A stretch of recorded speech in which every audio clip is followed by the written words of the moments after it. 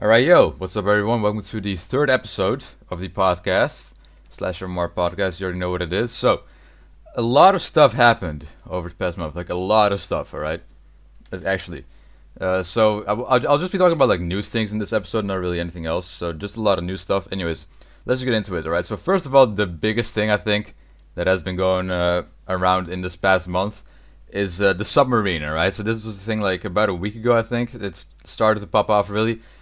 Of course, I'm not going to talk about it that long because you've already heard the whole story.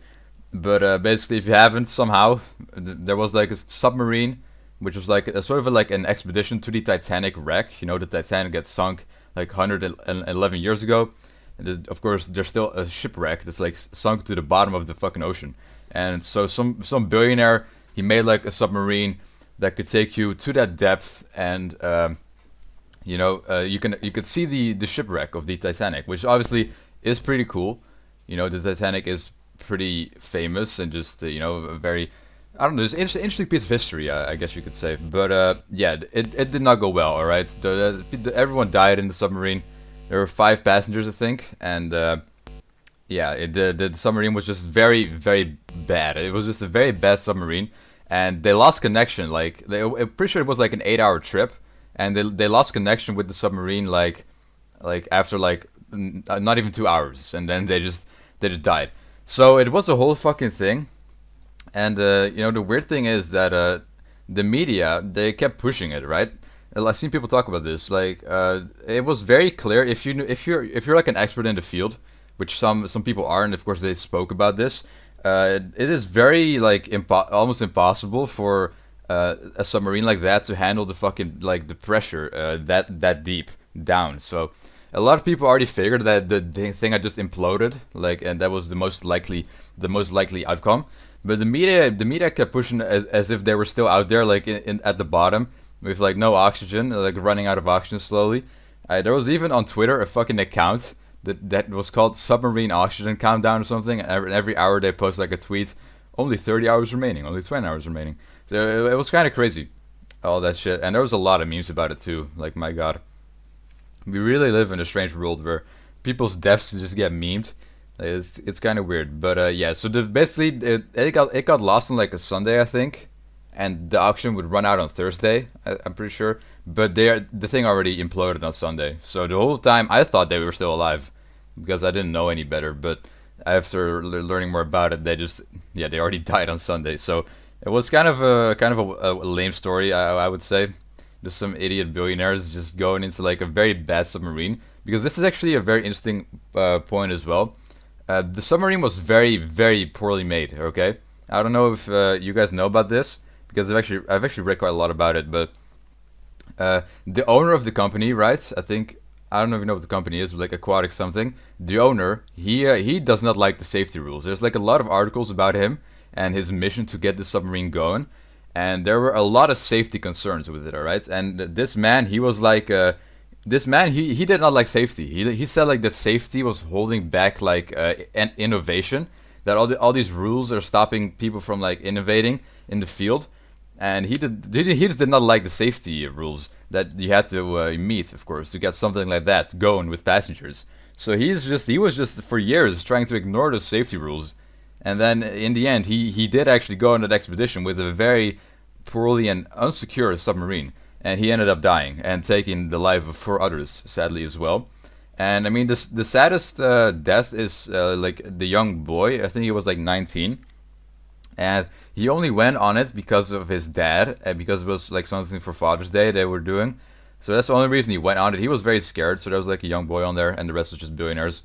But yeah, it's so kind of sad for that boy, and of course the rest as well. But I mean, the rest should have known better, I feel like. I mean, they were like very, I don't know, just they were older, right? They should have just known like, okay, maybe this is not the best thing to do. Maybe it's not super safe. And the trip cost a lot of money as well. It was like 250,000 per passenger. So just 250,000 just to die, basically. That's basically it. So yeah, very just dumb stuff, right? Just dumb stuff. And there were even like they did finally get the wreckage of the submarine, I think, or like parts of it. I don't know. I mean, it imploded, right? So I don't know exactly how that works, but they did recover it, at least partially. And I read that there were still like human remains in it. That's fucking disgusting. But yeah, I just want to briefly discuss that in the beginning of the podcast, since it was like the biggest thing that went down, I would say, in the past month. Now, moving on to the next story, this is very big as well, alright? I don't know if it's bigger than Submarine, but I would say it's like the second biggest. Alright, Twitch versus Kick. If you're unfamiliar with Kick, it's a new up-and-coming streaming platform that's basically trying to take Twitch over, alright? Now, Twitch for years has been very unfair with creators, and I don't know exactly what sparked Kick, but I think like the straw that broke the camel's back, of the community, and that made him start a new platform was Twitch banning gambling. I'm pretty sure, because Kick is owned by Stake, and if you don't know what Stake is, that's like pretty much like one of the biggest gambling sites ever, I think, online. So they were like heavily in Twitch, and like a lot of streamers on Twitch were partnered with Stake, making a lot of money by doing gambling streams. And I think that's like the thing that's really started Kick, because Twitch eventually banned that content, and then Stake was just like teaming up with like a Twitch streamer named Trainwrecks, and they started their own thing called Kick. Now they can gamble there, of course. So there's like just a whole new platform, not just for the gambling only, of course, but it is the biggest what's it called, category, right? So it is mainly known for gambling right now. But it is expanding, alright? It has 10 million users. I think it got it in like 7 months, which is very good compared to other platforms. Like the Kick account itself posted like something that was like, how many years it took for this and this platform to reach 10 million accounts. And Kick, it took 7 months, and yeah, Facebook like 5 years or something, and Twitch a couple years as well. So Kick is making good progress. But, not everyone's happy about that. There's been a lot of fucking drama with streamers themselves as well. I mean, even my dad knows about this. Like XQC, he got signed for 100 million. All right, they paid XQC 100 million to stream on Kick. Like Kick is like going crazy. And yeah, as I said, even my dad heard about that. It's such big news, because if you take like this contract, right, 100 million for 2 years, that's like, I'm pretty sure it was like, if you compare that to like football contracts, it would be like the 12th biggest football contract ever. Which is kind of wild, because I mean, he's obviously not a professional athlete. He just streams. So I mean, Kick is throwing a ton of money out there, and I don't know how, because I mean, 100 million is a lot, and of course they are partnered with Stake, and I'm gonna assume Stake is like a multi-billion-dollar company.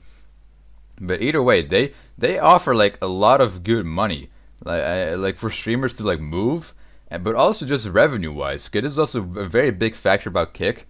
It offers a much better revenue for streamers. So in Twitch, when someone subscribes to you, right? Someone can subscribe and they pay you money for a monthly subscription to your channel. And on Twitch takes 50% off that subscription money. But Kick only takes 5%, alright? So there's a 50-50 split on Twitch, but a 95-5 split on Kick. So Kick pays the creators more than like any other platform that's out there. And I really just don't really know how they're gonna maintain that long term. I mean, they're wasting so much money on this. But I mean, they gotta have like some sort of plan, right? Because else this is not gonna work. So it's just very interesting. I'm not sure how exactly that'll go. But anyways, what I also find very strange is these contracts, like XQC for example, they don't even pay him to exclusively stream on Kick. Like he's still on Twitch as well. Like it's just that he streams on Kick sometimes, but he also streams on Twitch still. So I find that kind of a little strange as well. Why they didn't just go full throttle and just get him off Kick fully, off Twitch fully. I mean, but I mean, hey, it is what it is.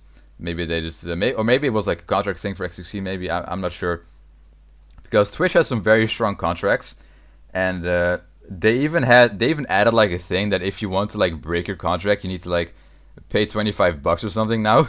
So you can't just leave for Kick for free. You gotta pay money, and Kick even said that they will pay that $25 for everyone. So I guess in the end they still took an L there, Twitch. So Kick just covers that. But I mean, Twitch does still make a little bit of money from that as well. So I guess it's not too bad. But there's a lot of streamer drama, right? So if you guys are familiar with Pokimane, there's like this side of the community for streamers like Pokimane and Hasanabi, I think his name is. They do not like Kick, alright? They're like it's like a very weird discussion that other channels have discussed as well. It's like a morality thing, they're like, oh no, I'm not gonna stream on Kick because the gambling thing is just not me. And it's a very weird argument because they see it as like Kick just promoting gambling for young audiences and getting people like addicted or some shit. Like they just think that Kick is just one big thing to like get people hooked on gambling, I suppose. But so that's it. That's why they don't like Kick, because Stake backs it up. And Stake, of course, the gambling side, as I spoke about before. But on Kick itself, gambling is not even promoted that heavily, right? You don't see Stake anywhere on the site, except for in the gambling category itself, I'm pretty sure.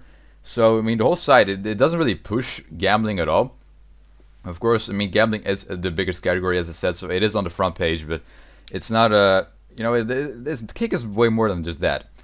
So it's a very weird argument, and another weird thing is as well, because they're like basically they're treating Stake as like an evil corporation, right? These streamers, when it's strange because Twitch is backed up by Amazon.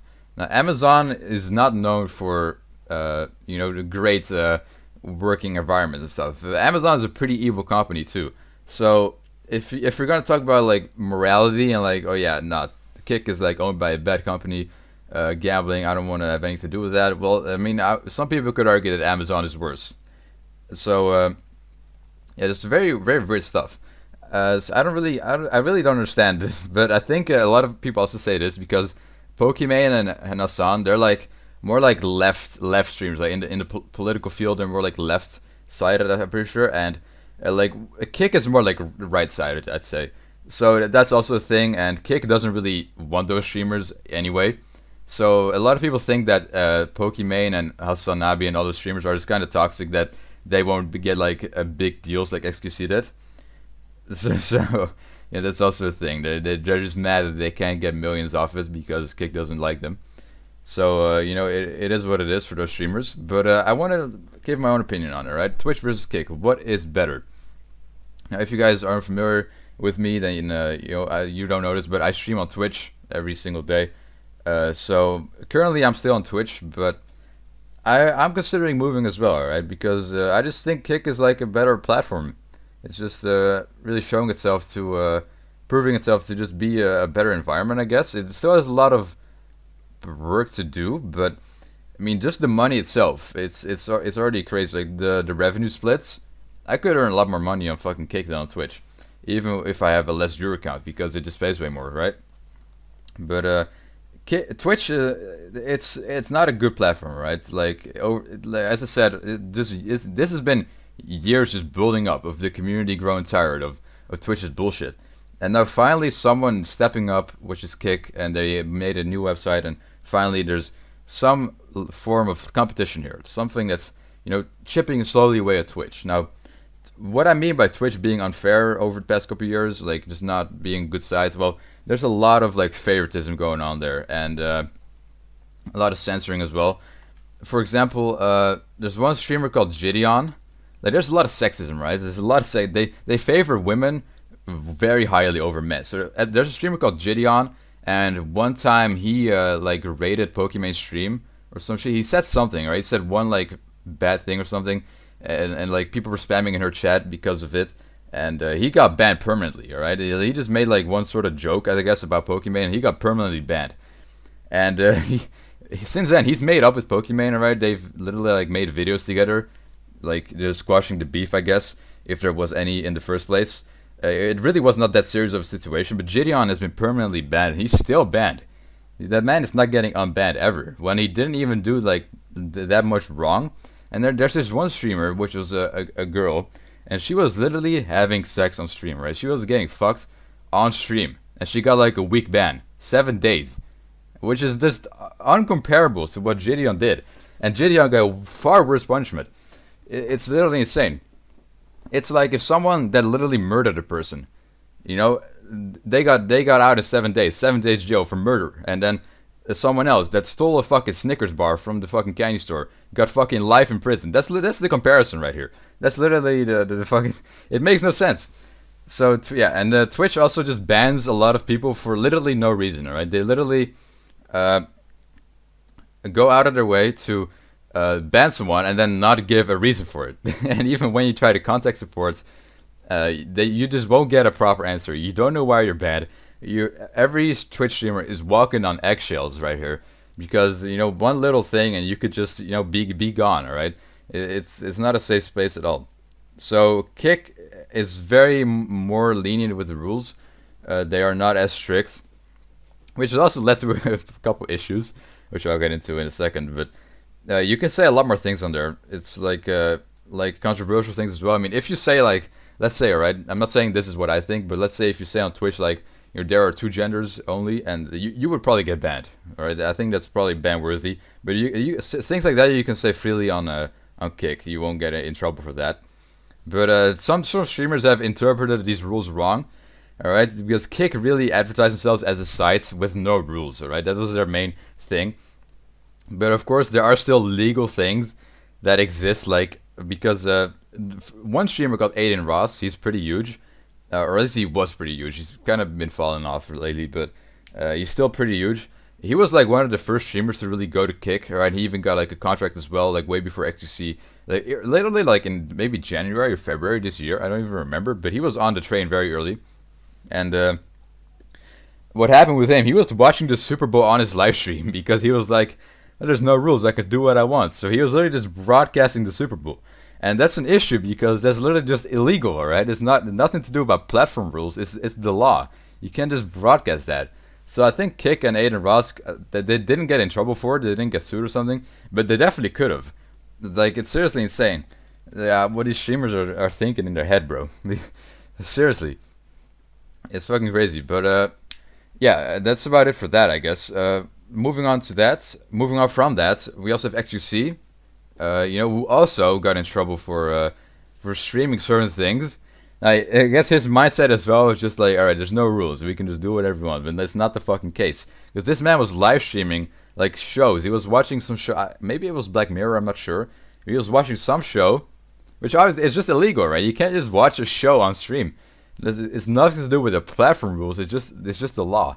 So he was watching this one show, and then Kick, and that was right after he was signed, right? So he had a $100 million deal, and he was almost getting banned on like day 1, which is stupid.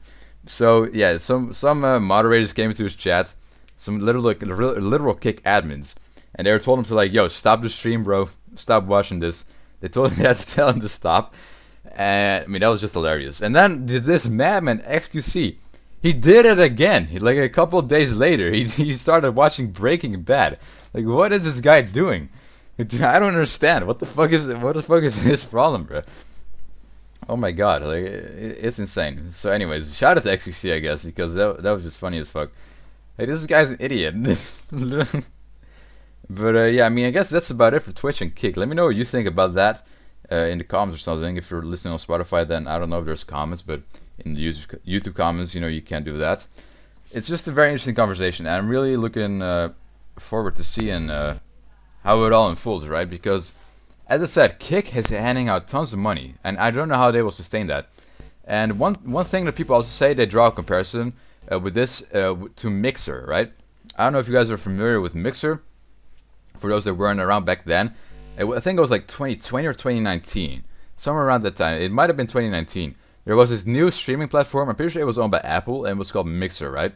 And Mixer, it flopped. It flopped horribly. But they did do like sort of in a similar fashion as Kick. So in Kick, they pay a lot of streamers to come over there and stream there, and that's what Mixer did as well. If you don't know Ninja was like the biggest streamer at that time. Back when Fortnite was still very popular, Ninja was the biggest streamer, and Mixer gave him a deal, and they signed him to Mixer exclusively. So Ninja was on Mixer only for like, I don't know how long, but it didn't work out, alright? Mixer did not work out. It's not around anymore. They shut it down, and Ninja just went back on Twitch. So a lot of people are comparing Kick to Mixer, but I don't think it's a fair comparison. I think Kick is way more advanced than Mixer ever was. And one thing that people also say is that back in like Mixer, people would only go to Mixer for Ninja, right? Or the streamer that was there. So they signed a big streamer. People only go there for that big streamer. And then whenever that big streamer is like offline, they stop streaming, people just leave. Like, they don't care about the website aside from that. But with Kick, it's very differently. Like, Kick has like 10 million accounts in 7 months. Let me actually look this up. Mixer, how much accounts did Mixer have? Alright, there are 69,000 streamers compared to the 1.5 million on Twitch. Alright, so not that much. There was not that much at all. Okay, the first Ninja stream attracted 2.2 million people, right? So I can't really find an exact number on how much accounts, how much users did Mixer have. Maybe that's a better search thing. Oh, actually they did pretty well, actually. Jesus. Oh, it was Microsoft, my bad. It was not Apple. I thought it was Apple, but it was Microsoft's game streaming service. They had 20 million users at some point. Okay. Oh, never mind then. Actually, they were on like similar similar pace to Kick. Alright, never mind then. I take that whole argument back. My bad. But either way, right? It failed, but I don't see Kick doing that. Kick is like I don't know. It just has a stronger community, right? I feel like I don't know. It's Kick. It's just looking way better, right? And even in this current situation, because Twitch is just making things worse and worse for themselves, right? Twitch was not this bad in 2019 whenever Mixer came about. It's way worse now than it was back then. So, you know, it'll be interesting, alright? It will be very, very interesting. And, yeah, Twitch just been making very poor decisions, right? I'm not gonna go over everything they've done, but they just keep, like, they're so greedy, and I don't know what they're doing. They're destroying their own website. But moving on to the next topic, I want to talk about Reddit a bit, alright? Because Reddit also had some bad things happening this past month. Like, oh my god. If you're unfamiliar with it, if you're not on Reddit, then you haven't noticed, obviously. But there was a Reddit blackout, you can call it. I think that was the term most people used. And what happened was, so Reddit released like a new update, or they were going to change something about their site. And this was the API changes. So if you don't know what API is, I'm not sure either, but I can explain it in like simple terms, I guess. It's like basically sort of like an access to like the app, sort of like I guess maybe it's like a code thing.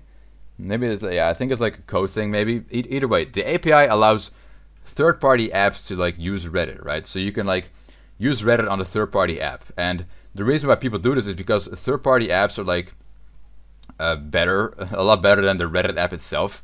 Me personally, I don't use any third-party apps, but apparently there are just third-party apps that are just have better UI and they're better designed than Reddit itself. So with the API, people can make third-party apps that are literally just Reddit but then differently designed, I guess. I think that's the whole point. And Reddit, you know, they didn't like that. They decided to, after years, you know, throw down some heavy fees on this API. So the API was free access, and now it's not anymore, right? People would have to pay millions a year to use their API for those third-party apps. So they were just trying to crack down on third-party apps and just get completely rid of them. And this is completely spiraled out of control. Like this has been crazy. So basically, what they said was, you know, we're gonna start charging, and yeah, that's it. And people were not happy about this, like, because obviously all of those third-party apps would have to shut down because no one is paying millions a year on that, right? They can't afford that. So Reddit, the community, got outraged. They got fucking outraged. There was a protest where every single subreddit, or like not every single, but most of them, they went private. And if you don't know what that means, it means that people cannot visit them, alright? So if you're so usually you have subreddits which are like small communities. You can search up a community, let's say Kendrick Lamar, right? A music artist. If you're not familiar with him, then you should check out his music. But let's say I want to check out the Kendrick Lamar subreddit. So I type in Kendrick Lamar, and I can, you know, press on the subreddit. I can see all the latest news about him, you know, all the recent posts on that subreddit about him. But if the community is private, you try to look that up, you don't see it, alright? So you basically, what the users of Reddit tried to do was just completely destroy the app, right? Make it useless. Now, this was somewhat efficient, but then it wasn't, alright? The main problem the main problem here was that they put like an end date on it. So they said, alright, we're going to protest for 48 hours, for 2 days straight. We're going to protest. And, you know, that's just dumb, because they gave them like an end date, right? The Reddit CEO was just like, alright, we're just gonna wait 2 days, and then it's done, right? We don't have to worry about anything after that. It just takes 2 days. Which, yeah, I mean, it's kind of an L protest if it's just gonna last 2 days. Like, it doesn't really matter. This protest did, by the way, kill the site. Like, so Reddit was completely down because of all the communities that went private. Like, the Reddit I guess the Reddit algorithm didn't really know what to do, because all the huge communities that usually would get recommended on people's homepages were private, so you couldn't see the posts. So the whole app was just fucked. So there was, of course, there were still some communities that were, not privated. Not everyone. Maybe some people agreed with the API change, or some people just didn't want to private their community, which is up to them. It's fair. And I guess maybe it even got them some exposure, because of all the big ones shutting down, the small ones got some shine, the smaller subreddits. But yeah, so it did not really work out. The Reddit CEO said like, oh, it's just we've dealt with worse. It's not that big of a deal. We'll just wait 2 days and then we'll get back to business. And the community clapped back, right? They said, all right, fuck this. We're continuing. We're going longer than 2 days. And well, some of them, right? Some of the biggest ones did that. There was also some that just went back to regular business. But there were still a ton of communities that just kept going right after this. So basically, like, most of Reddit was down. They tried to make Reddit useless, and it kind of worked. And the CEO got mad, right? Like, Reddit actually went insane. So what happened was they just kept doing that, right? They kept being private, and after a couple more days, the Reddit CEO, he started threatening to take over those communities and force them to go back to public. They would say, all right, if you guys don't want to moderate the subreddits anymore, if you guys are going to put it on private, we're just going to find new moderators and set the thing open again. So basically, every single subreddit got like sort of like a kind of a threatening letter in the mailbox, where they were like, okay, yo, you're gonna have to set this thing back to the public, all right? Stop going private, else you're gonna just hire new moderators and you're gonna get kicked out of your own fucking Reddit, all right? So very wild stuff, and of course most subreddits did, comply with this, if that's the right word, comply. I don't know, but most subreddits did just eventually end up going, what's it called? Public again. So, did we reach an end here? Is it done, the whole thing? Well, no. It is not done yet, because of course now the subreddits are all open again, but people are still protesting in a way. They're like basically their moderators have just like opened it, but like abandoned it, sort of, their subreddits. There's no on a lot of them there's like no rules anymore. And what I also see is a lot of people tagging every single post as NSFW for some reason. I don't know exactly what that does, but of course NSFW means like if something is like, like I don't know, this like gore stuff and porn and stuff. That's all NSFW flagged, right? So for some reason they start doing that to like every single post of the people now, and it's kind of confusing. I don't know what it accomplishes, but I guess maybe less people will click on it or something if it's NSFW. But yeah, a lot of subreddits. One of the subreddits I'm in, called Anarchy Chess, they just completely have no rules anymore, and they just post their most random shit ever. And I think a lot of subreddits are doing this, but yeah, the Blackout is coming to an end, sadly, and Reddit has won. The CEO has won. He just literally just threatened to get new moderators if they don't like go public again and just stop the fucking Blackout. So I mean, it's just a sad day for, I guess, the third-party apps, that have to pay for the API now, which they obviously won't. But it's a huge L for Reddit right there. It's quite sad to see the community going in shambles, and who knows, maybe soon, just like Twitch and Kick, will have Reddit versus something else. Maybe like a new platform will rise that is gonna overtake. But the thing with Reddit is that it has like a massive database, right? A lot of the times, you try to look up something on the internet, and you get like a Reddit thread, right? You try to look up something like, oh, I have this issue on my PC, how do I fix this? And then you have like this Reddit thread from 8 years ago, which says like, all right, this is exactly how to fix this thing. And if there's a new app that's coming up, they don't have that. They don't have that 8 years old post that helps you with things. But Reddit does, so it has like a very big advantage over anything that will try to come and take over, which is unfortunate because it's just trash, right? It's just it's what Reddit is doing is just garbage, and I feel bad for anyone trying to use the app properly and they just get fucked in the ass because of these fucking dumbass rules. But anyways, moving on to the next topic, I want to talk a bit about Nickmercs. He was in a lot of fucking fire earlier this month. Let me actually see the exact date, June 7th. All right, because if you guys don't know, well, not whenever this drops, not anymore, but this month, I'm currently on June 30th, so it's still Pride Month.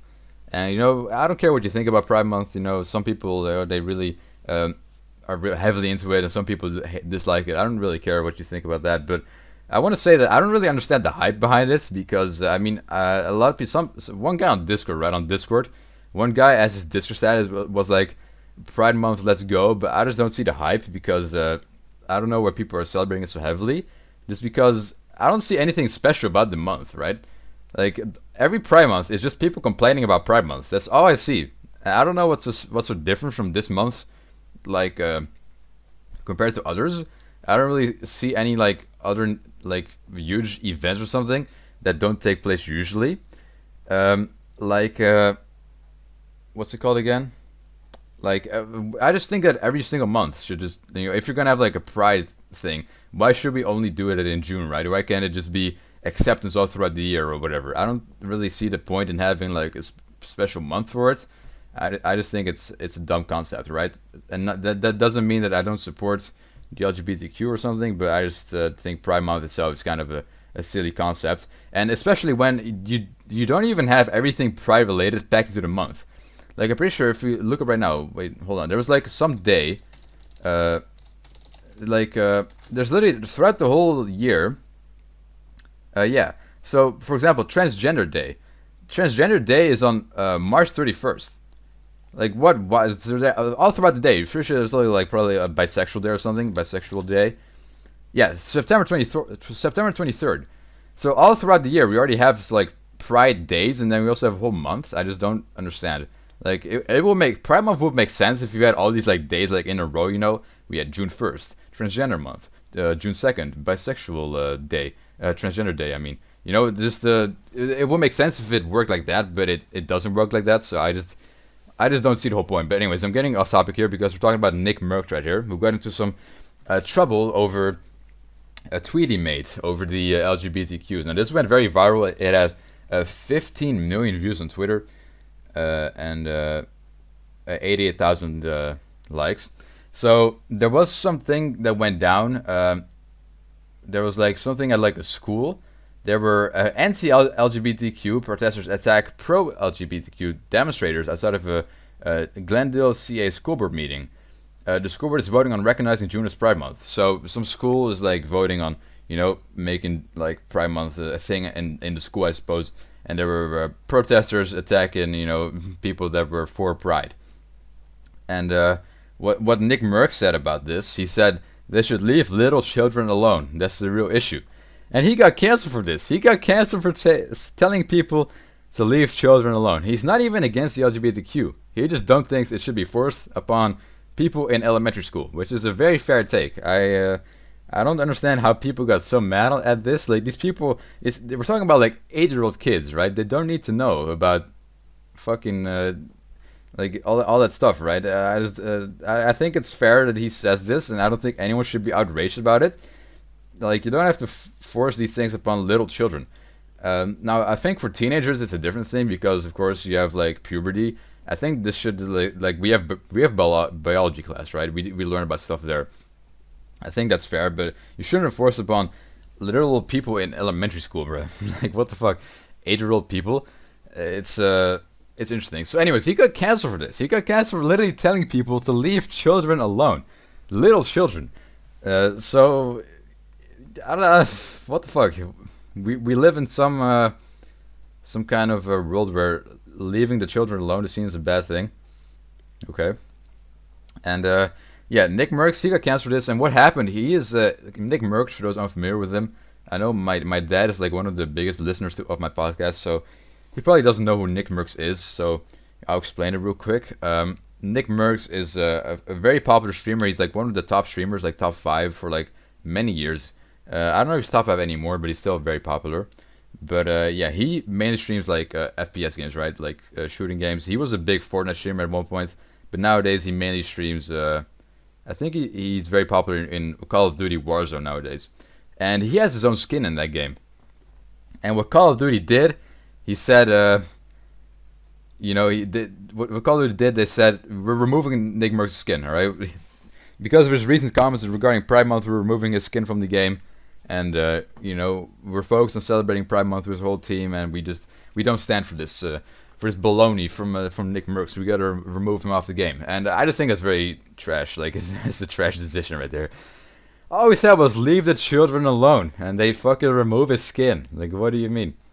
And a lot of people have gone forward about it to support Nickmercs, and I don't think he has his skin back though. But another very big streamer, Tim the Tapman, he is also a streamer that has his own skin, and he told Call of Duty, yo, if you're gonna remove his skin, remove mine too. I don't even care. I don't want to have that. I don't want to have a skin if Nickmercs doesn't have it either. Now, I don't know what their response to that was. I don't think they responded to it. I think Tim the Tapman still has his skin, and I think Nickmercs' skin is still gone. But very, very wild stuff. And another streamer called Dr. Disrespect, he actually said, he stopped streaming Warzone, right? He stopped streaming Call of Duty Warzone until Nickmercs gets his skin back, I think. I think that's what he said. So, yeah, this is a very dumb situation, bro. Like, just leave the children alone, and then they're gonna cancel him for it. But there was more people supporting him than, you know, not supporting him, I guess. Also, like, on his streams, he has like a more mature audience, right? So it's not like a bunch of kids. So there's like a lot of parents amongst that as well. He's a parent himself, and he said that as a parent, you know, it just all this stuff, it just gave him a whole new perspective. He said that you know, for his own kid, he doesn't want this stuff to be taught in schools. He wants to be the one himself to teach his kid that stuff, and I think that's very fair. I think that's a fair argument. So shout out to Nickmercs. And that whole situation was just fucking goofy, bro. Like, seriously, what the fuck? Now, moving on to the the next story. Not new, my bad. We have Netflix, right? Netflix. Man, Netflix, alright. So, I don't really use Netflix, but a lot of people, they do. And Netflix has been making some wild changes as well. You know, I guess we could kind of fit it into the same category as Reddit and Twitch in this episode. You know, just making changes that are harmful to the community. What they did, this is very old news, but there's like been an update to the situation. What they did was remove password sharing, right? So you like password sharing, you know, you make a Netflix account and you have like, you know, you get like a subscription and you have like 4 different accounts, and then you know you have like family that lives somewhere else, and you okay, you can have the password, you can have an account on it as well. Well, that's not possible anymore, right? It has to be all under the same roof, so you can't do that anymore. So let's say you were to share it with like your grandparents that live somewhere else, you can't anymore. You have to have 2 separate subscriptions for that, and of course that hurts a lot of people. It costs quite a bit of money to do that, so you know, not a great change for the people at this. But it's sadly, all right, it has somehow, beyond all the odds, it worked out, right? Netflix is actually making profit of this. Like, it's working. No one predicted this. Everyone thought that Netflix was just gonna, you know, like just go downhill because of this, like just lose a lot of fucking people, and people just move on to different things. Because one issue with Netflix as well is that Netflix has a very weak catalog. A lot of people say, like it has like a couple good shows, but every year they drop like new stuff, right? Every year Netflix originals, and I don't really watch it myself. As I said, I'm not really into all this stuff, but a lot of people complain about how they're trash. Like, Netflix is just putting together terrible shows, and I don't know who watches them, and no one knows either. There's like every now and then I see on Twitter like a new show about Netflix or something, a new Netflix show, and no one ever heard about it. Everyone's like, what the fuck even is this movie or show? Like, I've never heard about this. So Netflix is just like every year putting out consistent trash, and somehow people are subscribing for it. So it's just a very weird situation how somehow Netflix is managing to stay strong here throughout all of this. You know, as I said, beyond all odds, because a lot of people thought that, you know, them cracking down on password sharing was going to lead to the demise of Netflix. And, you know, it actually is making them a profit, which is insane. And the sad thing is that if Netflix is doing this and making a profit off it, what's that going to mean for the other platforms? Because, of course, password sharing is very common amongst all of these streaming services. And, yeah, I mean, we could just see, like, HBO Max or other things. I don't even know what other things there are. Disney Plus, maybe they'll do it as well. And it'll just be pain, all right? It'll just be pain for the consumers. because you have to pay more money and stuff. But I'm pretty sure there's like ways around it, but it is pretty complicated. So I'm not too sure about it. But just sad, alright, just sad. And goddamn, Netflix, their greedy asses just fucking went out of the way to fucking crack down on this shit. And the most iconic thing about this is Netflix a couple years ago, they made a tweet. Make sure to look it up. Netflix, they said something that was love is sharing a password. That was their tweet. So that was like was it Valentine's Day? No, March 10th, 2017. They said love is sharing a password. So basically comparing, you know, sharing a password to like, you know, if you love someone, that's what you do. You share your password with them. And then years later, they like, nah, right? No more password sharing. All right, fuck love.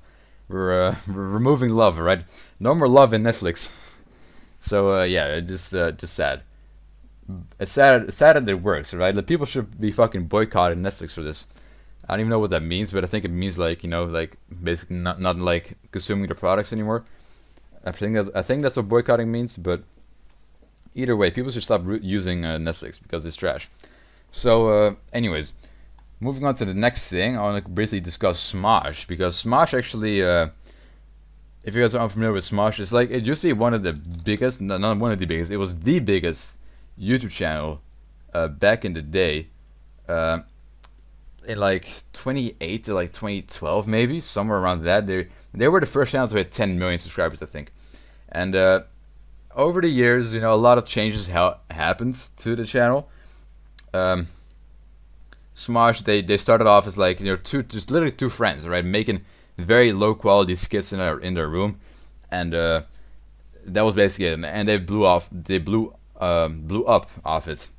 What the fuck, fucking tongue twister somehow. All right, so they blew up, and they were very big, and then eventually they decided to sell their channel, right? They gave it to some sort of company. And the company basically took over, right? And over the years, they started to drift away from their original content, which was skits, you know, just short skits, two friends together. And they had a whole crew behind them now, and they were like making more high quality content, a lot of variety stuff. And they basically just you know, stopped with the what's it called? With the skits. And one of the two, right? One of the two of the duo. I think it's like, I don't even know their names. I never really watched Smosh. I'm too young for that. But one of the names I don't even know anymore. But the one with like the curly hair, he left in like 2016. So then it was just one guy left with like the whole team behind him, of course. And you know, they just continued to make videos like that. And the company that you know, bought their stuff, eventually it went like bankrupt or some shit. I don't know what happened. But basically, the company just didn't exist anymore. So throughout a whole bunch of stuff, they managed to buy Smosh back. All right. So after like 10 years, they bought Smosh back. The duo is reunited, and this is YouTube history right there. It is very hype. And actually, they're releasing their first video today, in like 3 hours from now, or like 4? No, 3 hours from now. They're releasing their first ever.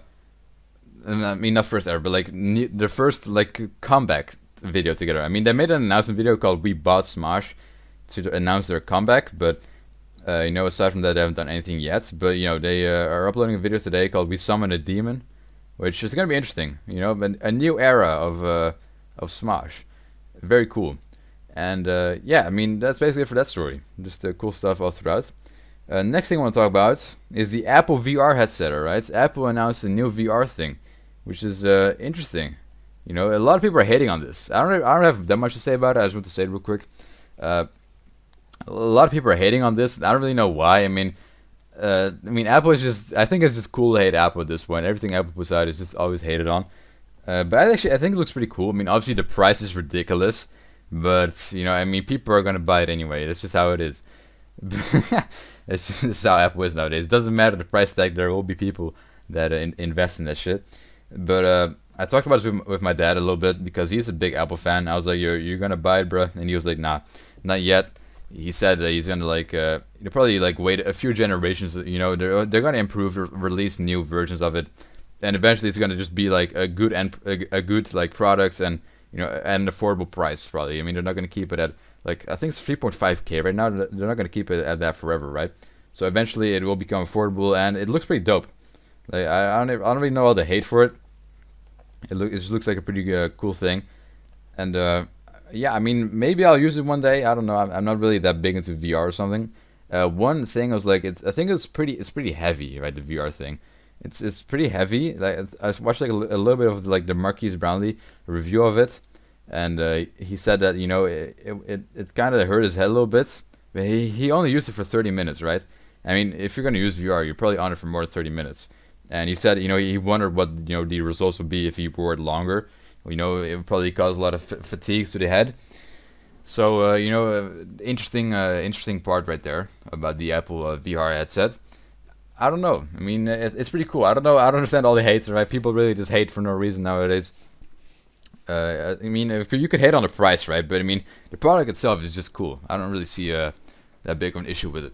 Now, kind of the last thing I want to discuss here in today's episode is my own face review, okay? Because in the beginning of this month, I did a face review after years of being, I guess you could call me a faceless YouTuber, and yeah, I mean, I don't know. I just wanted to quickly discuss, why and my thought process behind it, because it was kind of out of the blue, and actually I want to discuss this in like the video itself, but I didn't really get the chance to, because it was a very random video. I biked like a little bit past my home, and I went to like some fucking grass fields and just recorded it there, which and it was very goofy because there was people like going around that place like pretty consistently. So I wanted to talk about everything a bit longer, but I just didn't get the chance to, because there was literally people there just and I didn't want to be recording in front of random people.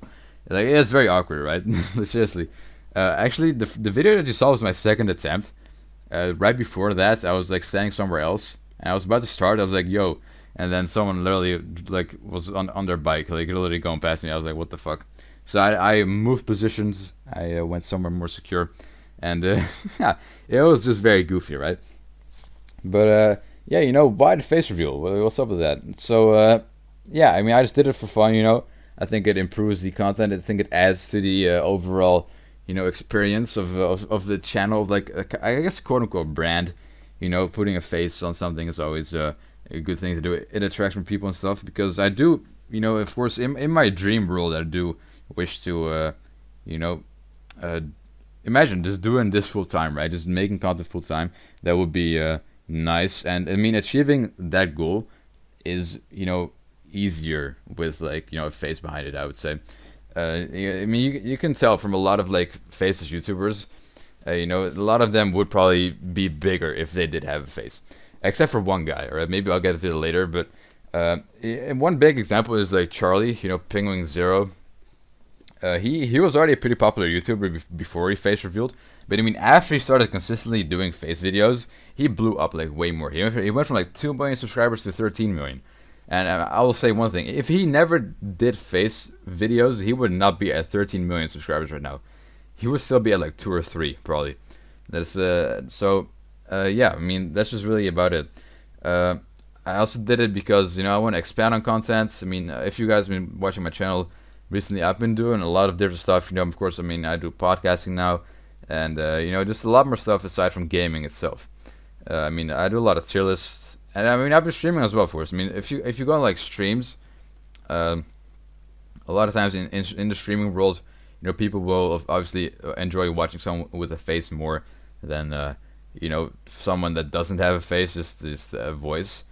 So yeah, I mean, it's been about 3 weeks now, and the video actually did pretty well, like 750 views, which is like pretty decent for me nowadays. I'm something. Oh, so somehow I have my audio on there. All right, I was clicking on the video. My bad. But yeah, it got decent views, and hopefully you guys enjoyed it, I guess. I don't know what else I'll do with it in the future, though. I mean, there's a lot of different stuff I could do, right? But yeah, I'm not much of a vlogger, though. I'm not much of a vlogger at all. Maybe I'll add my face to the podcast as well in the future. If you're watching on YouTube right now, you see like in the middle of the thing, you have like my profile picture on YouTube. Maybe I should add my face there. Maybe that would be cool. But yeah, aside from that, not really much else to talk about on that. But one thing I want to discuss regarding face reveals is Dream. Now, if you don't know who Dream is like the biggest faceless YouTuber of all time. Like, I don't know. Does he have 40 million subscribers? Yeah, no, 31 million.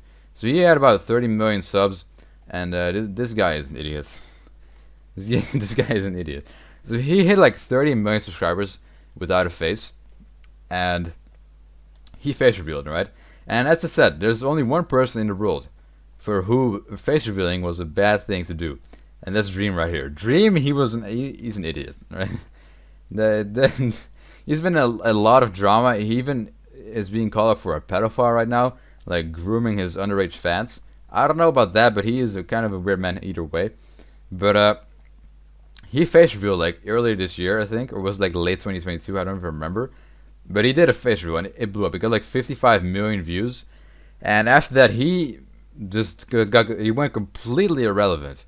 This man, no one cares about Dream anymore now, and his whole plan with the face reveal was to do a lot of IRL content. So he wanted to do like vlogs and stuff and just expand on content opportunities, right? And he never did that. He made like one video about going to Antarctica, and that's it. He didn't do anything else beside that. So he really just did not capitalize off his face reveal well at all, and he got bullied a lot. All right, and he got bullied so hard that he deleted it. He deleted his face reveal, and he put his mask back on. For those that don't know Dream, his whole persona is like, he has like a mask, like a Minecraft skin, which is like a smiley face, and basically he it's like his mask, right? His whole brand's like that smiley face, a white smiley face. So he put the mask back on, the smiley face mask, and he deleted his face reveal video. So yeah, I mean it's weird. He had a whole like thing about this on Twitter. So yeah, he basically said like I got tired from all the hate. He made a whole video about deleting as well, where people were like, where he was talking about how he basically became irrelevant ever since he face revealed. How there were a lot of hate comments on his videos, and he put the mask back on, alright? And it's actually very cringe. Like he wears this mask 24/7, right? Like he in the end of this video, you see him going through a McDonald's drive-through and ordering something with the mask on, just in real life. I mean, it's kind of sad. And there was also a video about him in like a store. He was like literally just grocery shopping, and he was wearing the fucking mask. So it's just sad, insane, bro. Like how he let some fucking kids, like the people who bully him are like little kids, bro. It's his whole fan base, and they bullied him into fucking putting the mask back on. But even then, he cannot save his fucking career, bro. His career is dead as hell. He does not pull much juice anymore at all. But he still got like a couple million. But he used to get like 50 million on average. 50 million. And now he gets like 5 million, 6 million. Like, it's kind of sad how hard he fell off. But he does deserve it, right? He's not a good man at all. And, I really don't like Dream because he was cheating in like a Minecraft speedrun. And then he tried to fake it. So for like a whole year straight, he was faking like a Minecraft speedrun in which he cheated in. He literally he didn't hack, but like he had like something that improved his odds of getting certain items, and he lied about it for like a whole year straight. So I don't like him for that, and there's a lot of other allegations as well as I discussed earlier that is proof that Dream is kind of a weird guy. Now I don't know, like once again, why would he even delete the face reveal? Because the thing is, it's still out there. Like people have screenshots of it. There's like re-uploads. There's no reason for him to do this, and it's still up on his channel as well.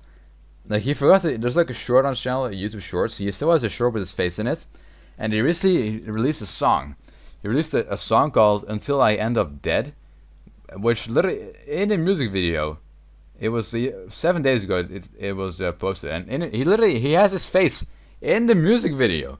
So he put the mask back on. He deleted his face reveal with 55 million views, and then he still has his face in like a music video. So it's still out there. I don't understand. I don't fucking understand. Like what the fuck. But anyways, I guess that's about it for this podcast episode. I hope you enjoyed. We spoke about a lot of different things that went down this month. I mean, it was a very, very busy month, bro. Like a lot of stuff went down, and I'm excited to see how all these situations unfold with Reddit, Kick, and Twitch, all that sort of stuff. And hopefully you enjoyed this episode. It's a bit shorter than the other one. It's right under an hour, about 55 minutes. But hey, it is what it is.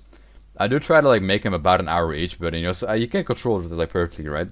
I can't just you know, just ramble about nothing for 5 minutes to make it hit the 1 hour mark. But you know, I mean, the other one, you know, it was like the other one was like 1 hour and 7 minutes, so it evens out at about 1 hour every episode, which you know, I'm happy with. It doesn't have to be perfect. It doesn't have to be 1 hour every single time. You know, a bit shorter as well. But you know, yeah. Hopefully you enjoyed this episode, and yeah, if you are unfamiliar with the schedule, I upload a new podcast episode every single first Saturday of the month. So today it happens to be the 1st of July, but next month it is the let me see, it actually it's the 5th. It's the 5th, I'm pretty sure, the 5th. So the 5th of August, new episode is coming out, and yeah, hopefully you have a good rest of your day, week, whatever. And yeah, it's gonna be it for me, this podcast episode. Hopefully you enjoyed, and bye.